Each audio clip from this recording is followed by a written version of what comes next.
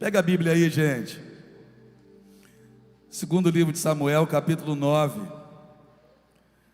Segundo livro de Samuel, capítulo de número 9. Nós vamos ler já a partir do versículo 1. Capítulo 9, versículo 1. A maioria já se colocou de pé para a leitura. Se você achou também, faça isso. Você que está na sua casa, abra seu coração para a palavra. É um texto conhecido. E disse Davi: há ainda alguém que tenha ficado da casa de Saul, para que lhe faça benevolência por amor de Jonatas? E havia um servo na casa de Saul, cujo nome era Ziba, e o chamaram à presença de Davi. Disse-lhe o rei: és tu, Ziba? E ele disse: servo teu. E disse o rei: não há ainda alguém da casa de Saul, para que eu use com ele de benevolência de Deus? Então disse Ziba ao rei: ainda há um filho de Jonatas, aleijado de ambos os pés. E disse-lhe o rei: onde está? E disse Ziba ao rei: eis que está em casa de Maquir, filho de Amiel, em Lodebar. Então mandou o rei e o tomou da casa de Maquir, filho de Amiel, de Lodebar. Curva a sua cabeça, vamos orar. Pai, nos traga hoje aquilo que o Senhor tem para a nossa vida através da Tua palavra, o ensinamento de hoje, a porção de hoje, a direção que o Senhor tem para a nossa vida agora, e usa a Tua palavra para isso, que nós a amamos, assim como amamos ao Senhor, a Tua presença, amamos poder chamá-lo de Pai, também amamos quando o Senhor fala conosco. Nós precisamos disso, na verdade, dependemos disso. Fala, Pai, teus filhos ouvem, em nome de Jesus, amém? Pode se assentar.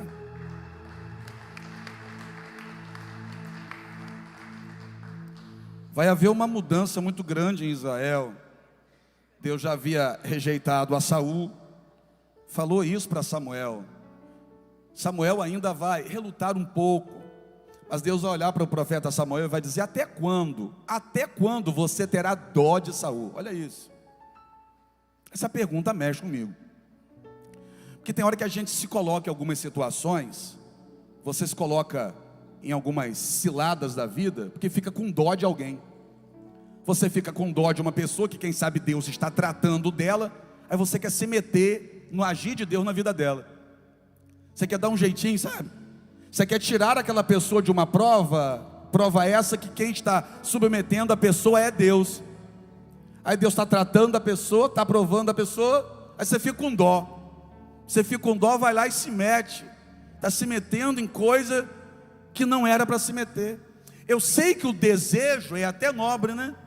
Ah, mas eu sou assim, eu gosto de ajudar. Você sabia que até para isso antes você precisa orar? Samuel não estava orando.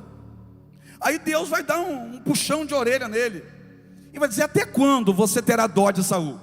Até quando, rapaz? Você vai ficar tentando proteger Saul, tentando dar um jeitinho para Saul se manter no trono, tentando impedir o meu agir nessa história?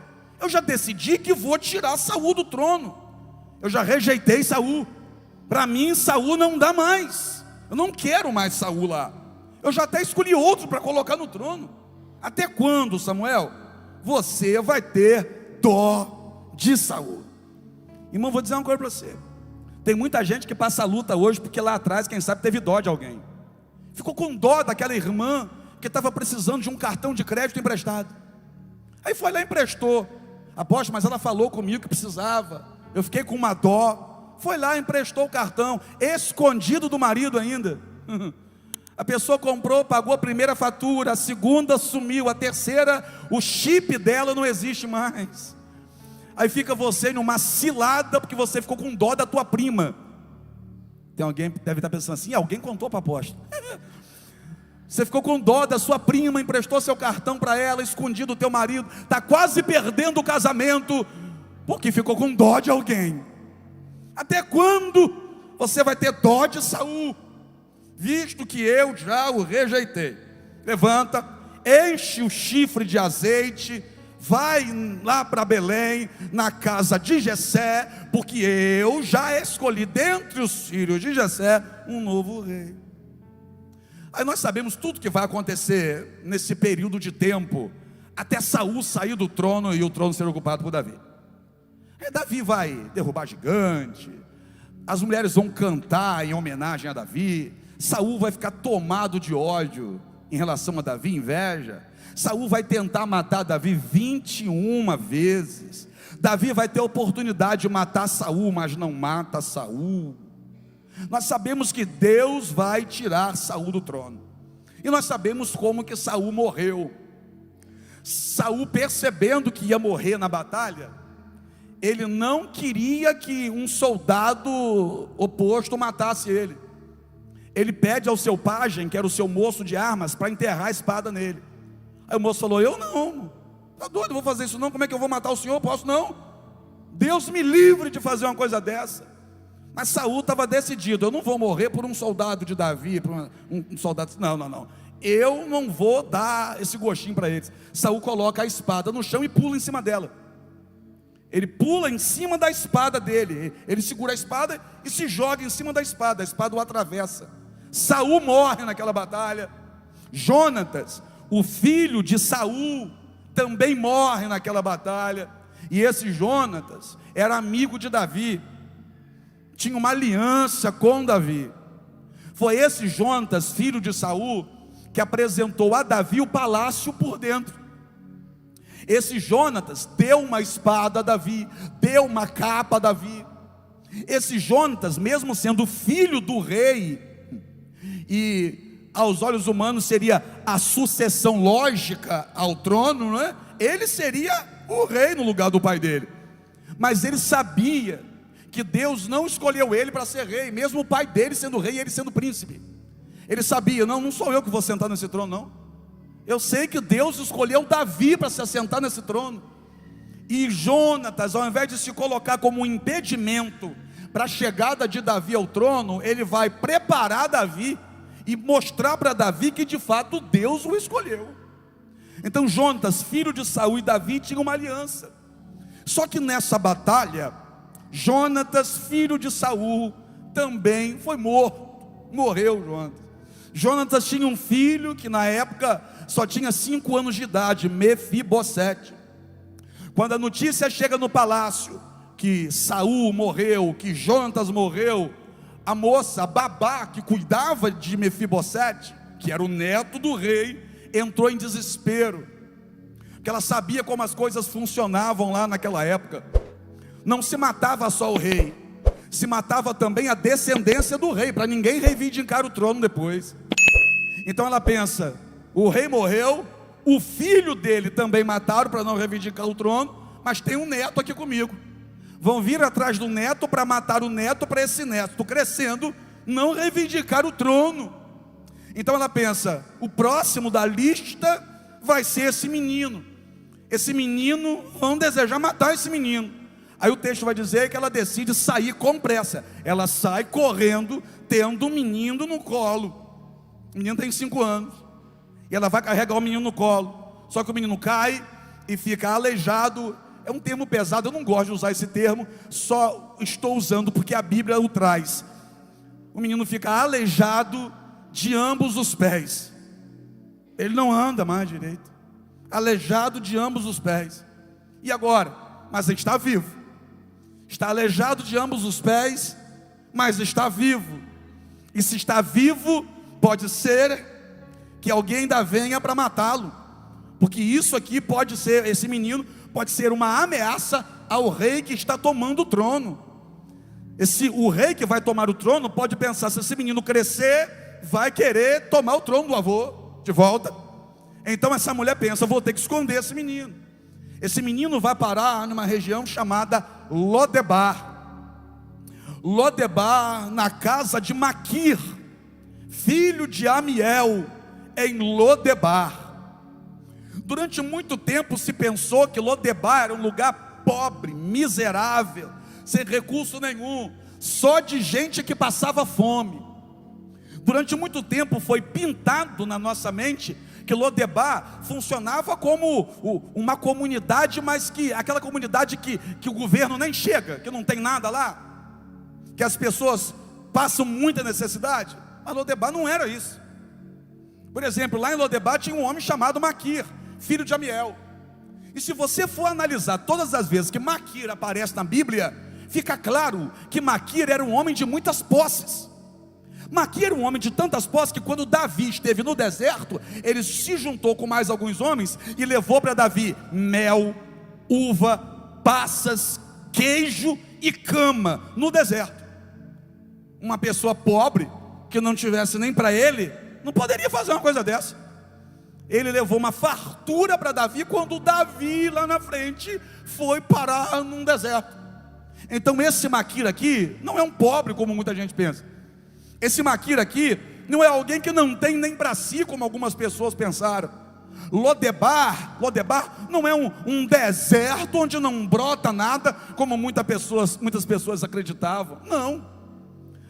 Deus havia separado um lugar para guardar esse rapaz. Agora pare e pensa comigo. Maquir não era parente dele. Esse rapaz aqui, esse menino, né, um menino de 5 anos, nunca viu Maquir na vida. Maquir nunca viu esse menino. Saul nunca fez bem nenhum a Maquir, para Maquir ter uma dívida de gratidão e cuidar de um neto dele. Saul não prestava para ninguém, para Maquir também não. Maquir sabia quem era esse menino, e mesmo sabendo que era descendente de um homem que fez tudo errado, Maquir decide guardar esse menino. Quem é esse Maquir? Sabe aquelas pessoas que aparecem na nossa vida, que a gente entende que foi Deus que enviou? Aquelas pessoas que não estão esperando nada em troca, que tem gente que é assim. O que Mefibosete poderia oferecer em troca a Maquir? Nada, irmã. Mefibosete não tinha nada para dar a ele, nem a família de Mefibosete, que o pai morreu, o avô morreu, e nem trono tem mais. Um dia foi a família real, agora não é mais. Mefibosete não tinha ninguém mais na vida. Mefibosete não tinha nada na vida. E é bonito isso. Quando alguém faz alguma coisa por você, mesmo você não tendo nada para oferecer. O nome disso, irmão, é a mão de Deus. Não tem explicação. Porque isso não é natural no comportamento do ser humano, não.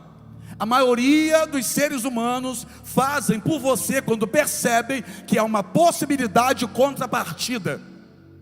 Fazem depois de você já ter feito alguma coisa, ou então fazem na esperança que um dia você vai fazer alguma coisa por eles. E depois guardam aquilo que fizeram, para lá na frente te cobrar. Ah, mas quando você precisou, eu fiz por você. Quando você estava na luta, eu te ajudei. Não é assim? Mesmo inconscientemente é assim. É o que a pessoa espera. Eu fiz, agora eu quero que faça. Fizeram por mim? Então eu vou lá fazer. É mais ou menos assim. É uma troca, mas aqui não tem troca. Porque um menino de 5 anos aleijado não tem nada para dar a ninguém. Se tivesse um pai rico, vá lá, mas o pai morreu. O avô que um dia reinou também morreu. E que morte ridícula, se jogar em cima da própria espada. Só que Maquir olha para esse menino e diz: deixa esse menino aqui comigo, eu vou cuidar desse menino. E sabe o que eu aprendo? Pergunta, o que? Na casa de Maquir, Mefibosete não era qualquer pessoa. Como assim? Entenda. Quem sabe a gente pensou sobre Mefibosete muito errado ao longo da vida. Na casa de Maquir, Mefibosete vai crescer. Na casa de Maquir, Mefibosete vai aprender. Na casa de Maquir, Mefibosete vai ser alimentado. Na casa de Maquir, Mefibosete vai ser guardado. Na casa de Maquir, Mefibosete vai evoluir a cada dia. Perceba, quando o avô morre e quando o pai também morre, alguém olha para ele e já diz com certeza: esse aí também vai morrer. Foi por isso que a babá fugiu com ele, porque a babá olha para ele e diz: vai morrer. As pessoas que estavam ao redor daquela babá, é claro que pensaram a mesma coisa, olharam para ele e disseram: esse aí vai morrer. Só que não morreu, cresceu. Eu vou dizer de novo: não morreu, cresceu. Não morreu, viveu, e além de viver, cresceu. Por quê? Porque Deus colocou um maquir na vida dele. Então a minha pergunta para você, a primeira nessa manhã é o seguinte: a sua amizade parece com quem? Com Saul, que abafa as pessoas ao redor dele, ou com um maquir que ajuda as pessoas a crescer? Hein?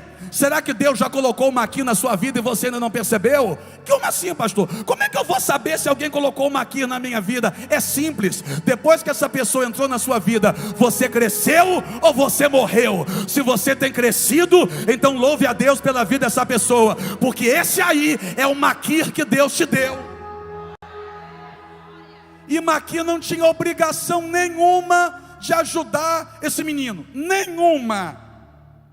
E é interessante que o menino cresce e se torna um homem dentro da casa de Maquir. E o que isso tem a ver? Maquir fez hoje por ele. Passou um ano, Maquir não teve retribuição nenhuma, porque ele não tinha nada para dar. Maquir continuou fazendo. 5 anos depois, continuou fazendo. Passou 15 anos. Mefibosete não fez nada por ele, porque não podia fazer. Mas Maquir continuava fazendo por Mefibosete. Você está entendendo? Ele fez, não recebeu nada em troca, continuou fazendo. Não recebeu nada em troca, continuou fazendo. Ai, meu Deus do céu, que Deus levante Maquir aqui nesse tempo. Que Deus levante pessoas com esse tipo de caráter. Que Deus levante pessoas com esse tipo de coração, que faça simplesmente porque Deus quer que seja feito. Mefibosete cresceu. Não era natural crescer debaixo dessa condição. Aí o que acontece? Teve um belo dia que Davi acordou pela manhã no palácio. Davi tinha tudo. Davi agora tem palácio, tem coroa, tem ouro, tem prata, tem súditos, tem família. Davi tem tudo que você procura ter. Tudo que você quer, Davi tinha. Se fosse hoje em dia, Davi teria o melhor carro, a melhor casa, a melhor comida, empregados para fazer tudo para ele. Davi tinha tudo. Davi tinha a presença de Deus. Davi tinha tudo. Aí Davi acorda pela manhã e diz: será que sobrou alguém da casa de Saul? Anos depois, sobrou alguém da casa de Saul, da família de Saul, para eu agir com essa pessoa com bondade, como Jonatas agiu comigo? Olha o que Davi fez. Jonatas estava morto. O amigo dele, Jonatas, estava morto há anos. Mas naquele momento ele acorda e diz: eu preciso fazer alguma coisa por Jonatas. Mas peraí, Jonatas já morreu há anos. Jonatas morreu faz tempo. Mas o que Jonatas fez por Davi continuava vivo no coração de Davi. Davi conhecia um negócio que a gente precisa usar mais: gratidão.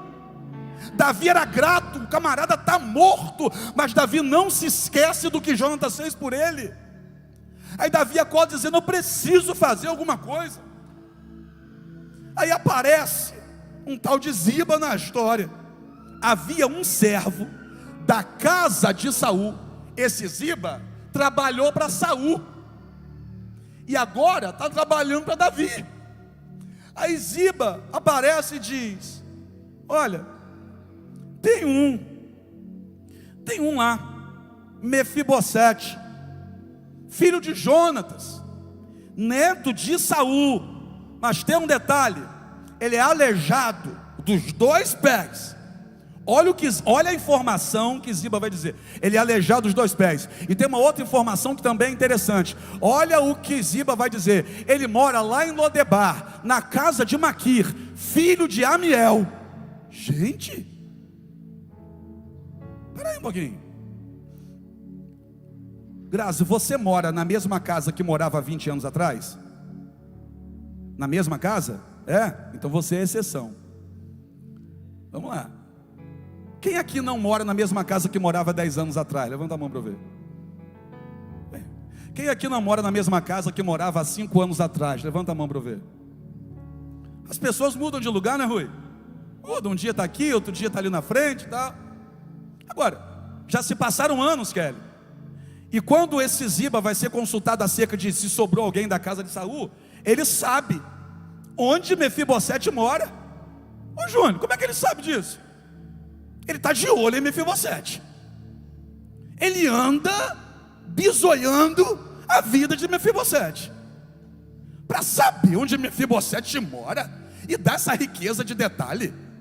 Não, ele mora lá em Lodebar, na casa de Maqui, filho de Amiel. Parece coisa de roça, Almim. Parece aquele negócio assim, ó. Zetinha, filha de dono de Lourdes, irmã da irmã Vera. Não parece essas coisas de roça, assim, de interior? Que é mais ou menos assim. Ele sabe tudo. Ele sabe a condição de Mefibosete, onde Mefibosete mora e até de quem é a casa. Esse camarada está de olho em Mefibosete. Só que mesmo sabendo que Mefibosete morava em Lodebar, na casa de Maqui, filho de Amiel, ele nunca foi lá ver Mefibosete. Ele nunca foi lá para perguntar se Mefibosete está precisando de alguma coisa. Maquir não trabalhou para Saul. Esse infeliz desse Ziba trabalhava para Saul. Se tinha alguém que por uma questão moral deveria cuidar de Mefibosete, era esse infeliz aqui, que trabalhou para Saul, que comia da mesa de Saul, que bebia da água de Saul. Mas ele está fazendo isso? Não. Na cabeça dele, Mefibosete tinha que estar bem longe.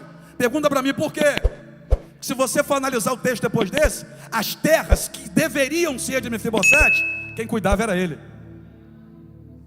A herança que deveria ser de Mefibosete, era ele que tomou, foi ele que tomou posse.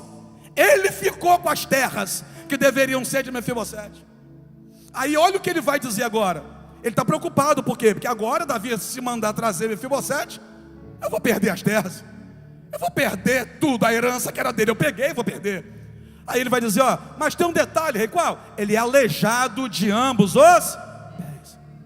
E sabe por que ele falou isso, varão? Pergunta aí, por quê? Porque Davi, quando foi conquistar a cidade de Jebus, o rei que estava lá dentro disse assim, ó, Davi vai conquistar a nossa cidade? Faz o seguinte, pega os cegos e os aleijados, e coloca lá na entrada da cidade, porque desse Davi aí, até um cego dá conta, desse Davi aí, até um aleijado dá conta. Sabe o que Davi fez? Davi mandou matar todos os cegos e todos os aleijados de Jebus. Sabe qual era a fama de Davi naquele momento?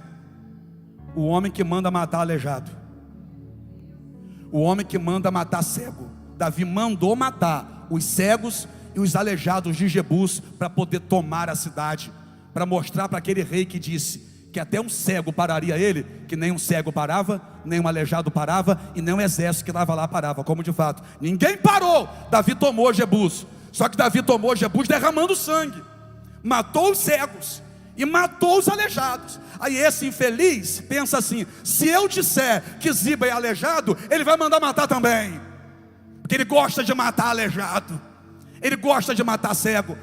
Está lá, não, ó, eu vou dizer para o senhor o endereço certinho para o senhor ir lá matar ele. Ele está lá em Lodebar, na casa de Maquir, filho de Amiel. Vai lá e manda matar ele. Aí Davi diz assim, ó, vá lá agora, pega a minha comitiva, vai lá em Lodebar e traga Mefibosete aqui. A comitiva real vai para Lodebar. E sabe quem vai junto? Ziba. Ziba vai ter, porque quem recebeu a ordem foi ele. Ele vai ter que ir para Lodebar, na carruagem do rei, pegar a Mefibosete, dizer, olha, pode entrar aqui na carruagem do rei. Mefibosete vai sair de dentro da casa de Maquir, para entrar dentro do palácio de Davi. Eu vou repetir isso e já vou trazer para a tua vida. Olha, ele vai sair de dentro da casa de Maquir, para entrar no palácio de Davi. Pergunta para mim, por quê? Porque ficou vivo. A vida que ele levava era as melhores? Não, mas ele se manteve vivo. A vida que ele levava era a vida que ele sonhou? Não, mas ele se manteve vivo. A vida que ele levava agradava a ele? Claro que não, ele morava de favor na casa dos outros? Não, mas ele se manteve vivo. Então olha aqui, tem hora que não dá para viver aquilo que a gente gostaria. É nessa hora que a gente precisa buscar força para pelo menos se manter vivo. Porque se você se mantiver vivo, daqui a pouco Deus muda a sua história. Olha para o teu irmão e diga para ele: aguenta, Deus vai mudar a tua história. Apóstolo, não estou aguentando o que eu estou passando lá em casa. Aguenta, Deus vai mudar a tua história. Apóstolo, está no local que eu estou trabalhando, a pressão está muito grande. Suporta, Deus vai mudar a tua história. Apóstolo, vim a pé para a igreja, muito ruim. Aguenta, vem a pé, vai chegar a hora que Deus vai mudar a tua história. Apóstolo, eu pedalo 10 quilômetros para chegar aqui. Vem pedalando e cantando, vem sorrindo. Aguenta, vai chegar a hora que Deus vai mudar a sua história. Eu não moro onde eu gostaria. Aguenta. Eu não estou no emprego que eu queria. Suporta. Eu não estou vivendo o que eu sonhava viver. Aguenta. Aguenta que o rei vai te chamar. Entra aqui, senhor Mefibosete. Ele entra na carruagem do rei. De quem? Neto de rei. Você acha que até os 5 anos ele andava em qual carruagem? Se ele era neto do rei. Imagina aquele menino nascendo, todo mundo olhando para ele dizendo assim: opa, nasceu em berço de ouro. Esse aí já nasceu rico. Nasceu para dar certo, é neto do rei. Imagina o rei colocando ele do lado dizendo: vem aqui com o vovô, vamos dar um passeio na carruagem real com o vovô. Eu creio que Mefibosete já tinha andado naquela carruagem. Só que a vida tirou tudo dele, né?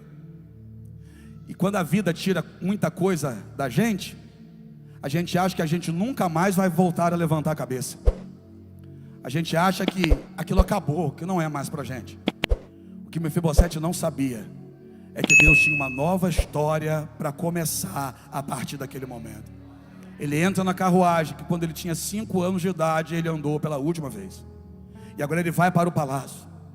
Quando ele chega no palácio, ele é colocado diante de Davi. Agora pega isso. Se Ziba sabia que Davi mandou matar os cegos e os aleijados de Jebus, você acha que Mefibosete não sabia? Apóstolo, Mefibosete sabia das coisas boas de Davi? Não sei. Porque as coisas boas da gente, ninguém gosta de contar. Mas os nossos erros, todo mundo gosta de apontar. Então é claro que os erros de Davi eram notícia na época. Olha, você viu o que ele fez? Não vi não. Por quê? Ué, comeu de boca aberta, mastigando com a boca aberta. Eles gostam de falar de tudo. Você não viu o que ele fez? Não, que mandou matar cego lá em Jebus. Mandou matar aleijado lá em Jebus. O que a gente faz de errado vira notícia. Aí vira notícia aqui também na vida de Davi, é claro. É claro que Mefibosete sabia que Davi havia mandado matar cego e aleijado em Jebus. Agora chega ele, neto do antigo rei, teria, entre aspas, direito à herança, e aleijado diante do camarada que mandou matar aleijado. E agora? Eu creio que naquele momento ele pensou: agora que eu morro, vai me degolar agora igual uma galinha, vai me jogar da ponte, e agora que ele me mata. Aí ele se lança aos pés de Davi e vai dizer assim: a que devo eu estar aqui? Eu, diante do rei, eu que sou um cão morto. Por que ele está falando que ele é um cão morto? Porque ele quer dizer para Davi o seguinte: eu não represento ameaça nenhuma para o Senhor. Eu estava no meu canto na minha vida lá. Eu não ia reivindicar trono de ninguém, não. Eu não vim aqui para brigar por terra. Eu nunca quis isso. Eu nunca quis vir aqui lutar por nada, não. Eu sou um cão morto, ou seja, eu não represento ameaça nenhuma para o Senhor, não. O que eu fiz para estar diante do Senhor? Eu sou um cão morto. Davi olha para ele e diz: levanta, se assenta naquela cadeira na minha mesa, porque a partir de hoje você vai comer na mesa do rei todos os dias da sua vida. Estou entendendo não? Mefibosete naquele momento pensou: a minha vida acaba agora. E quando Mefibosete pensou: a minha vida acaba agora, na verdade ele estava redondamente errado. Deus estava olhando e estava dizendo: não, a sua vida vai começar, é agora que você dá a volta por cima, é agora que a sua história muda, é agora. Olha para o teu irmão e diga assim: aguenta, aguenta. Porque se você aguentar, Deus vai te honrar de uma maneira que você jamais poderia imaginar. Senta na minha mesa, você vai comer todos os dias na minha mesa. Quem se assentava na mesa do rei? Só os filhos. Nem a esposa sentava na mesa do rei, gente. Só os filhos se assentavam ali. O que Mefibosete está ouvindo é o seguinte: rapaz, você não é um cão sem dono, eu te dou o direito de filho. E filho se assenta na mesa, filho prova do melhor, filho vive de cabeça erguida, filho vive nova história, se assenta ali no lugar de filho. Davi naquela época mandou fazer uma toalha para a mesa que roçava no chão. Para quê? Para Mefibosete não ter vergonha de ter os seus pés aleijados expostos na mesa do banquete. Por quê? Porque pai que é pai se preocupa em não deixar o filho ser envergonhado. E vamos falar a verdade, o bichinho suportou muita coisa na vida.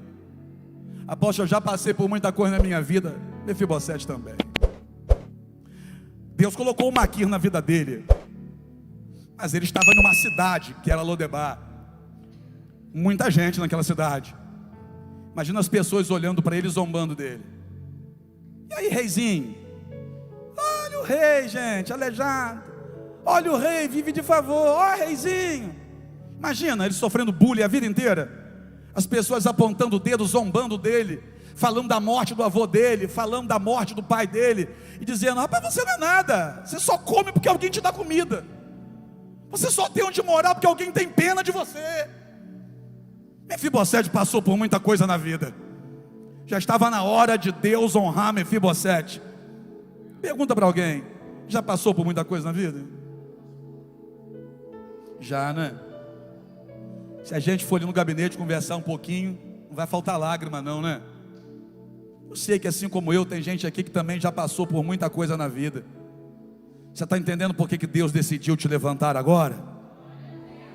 Olha para alguém e diz assim: ó, eu estou vivo. Passei, mas aguentei. É ou não é?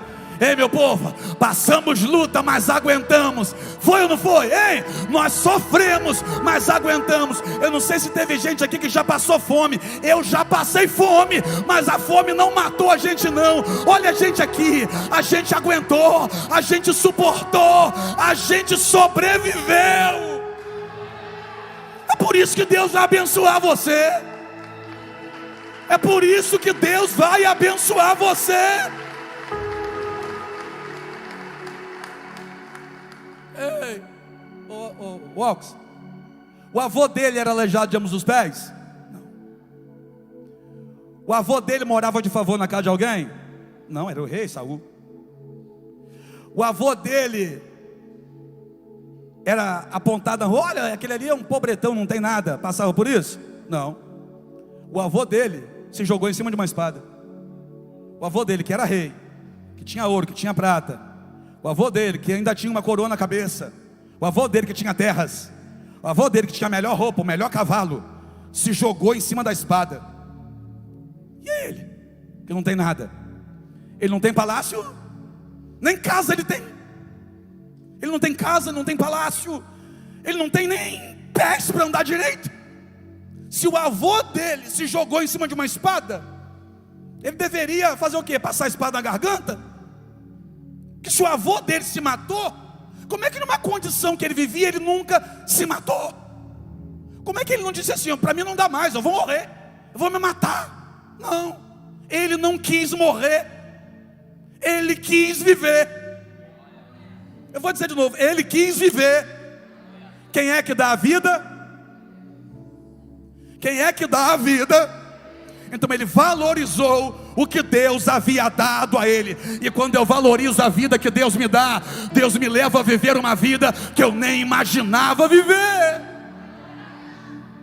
Você aguentou, você não se matou, você não se encheu de remédio e foi parar numa UTI, você não se jogou de uma ponte, você não se pendurou na ponta de uma corda. Você deu o seu jeito, sofreu, apanhou, gemeu, passou fome, mas você suportou.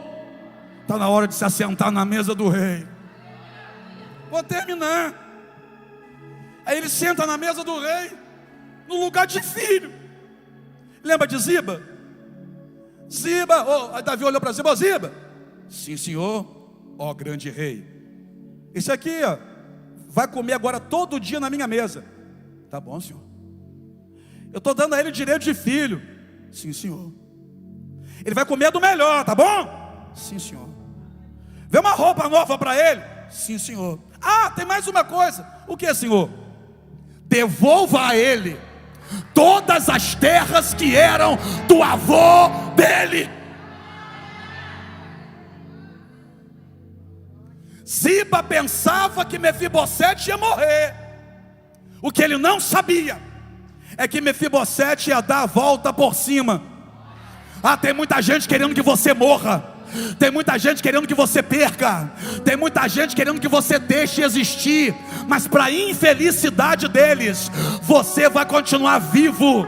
E para a maior infelicidade deles ainda, você vai ficar vivo, mas não vai continuar do mesmo jeito. Vivo e abençoado, vivo e prosperando, vivo e dando certo, vivo e sentado na mesa do rei. Quem está comigo para dar glória?